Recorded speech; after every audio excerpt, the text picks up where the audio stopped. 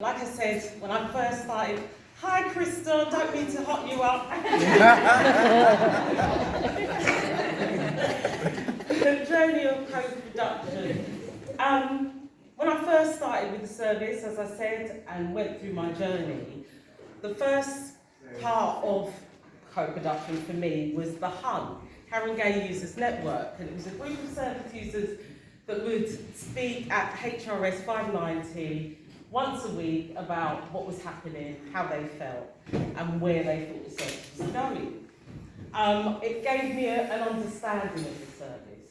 From there, progressed to the Grove co-production.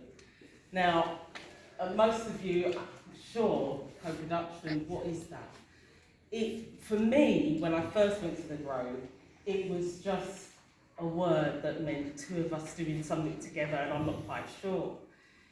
Eventually, I received training to understand that it was about understanding what you do for people that come into the service and agreeing that what you do will work and help me to progress to living what we consider a normal everyday life. The Grove invested in service users by training us about group dynamics, what it means to be part of a group, what it means to be part of a team, what the services deliver. From training, we went on to looking at the way that service ran, what was happening in that service, what we liked, what we understood, what we didn't understand.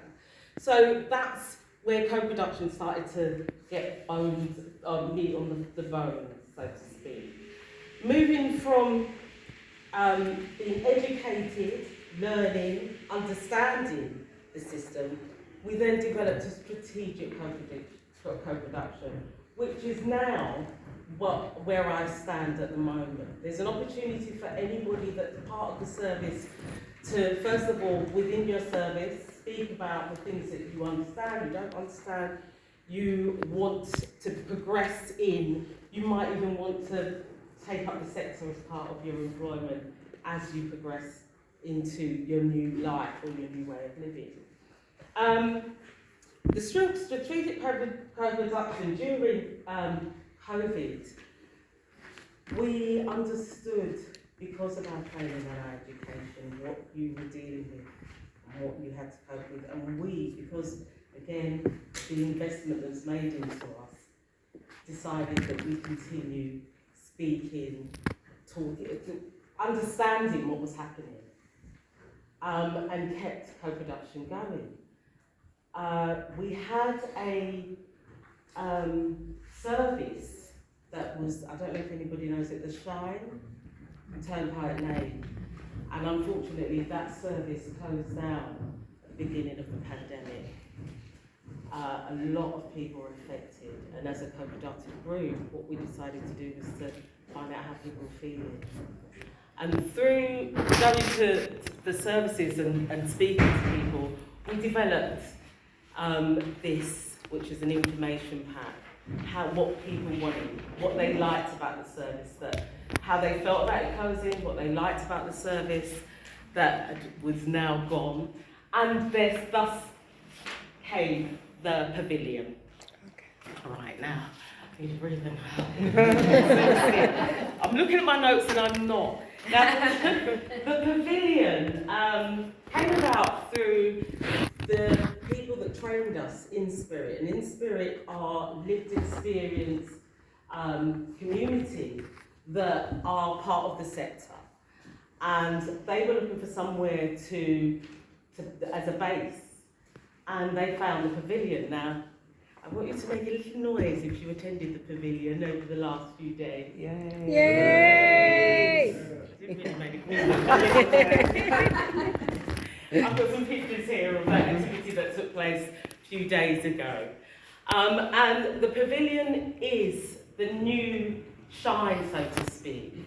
And what it is, it gives the opportunity for people with lived experience to be in a community that develops services, again speaks about what they're going through without stigma, because that was a big question, a big ask. That's what the Shire did. It was on the high road, it was in Turnpike Lane, anyone could go in. You know, I know I appreciate the services, but sometimes you go in there and especially when you first start going in, you're going backwards, you're ducking and you're diving and you're hoping no one sees you going.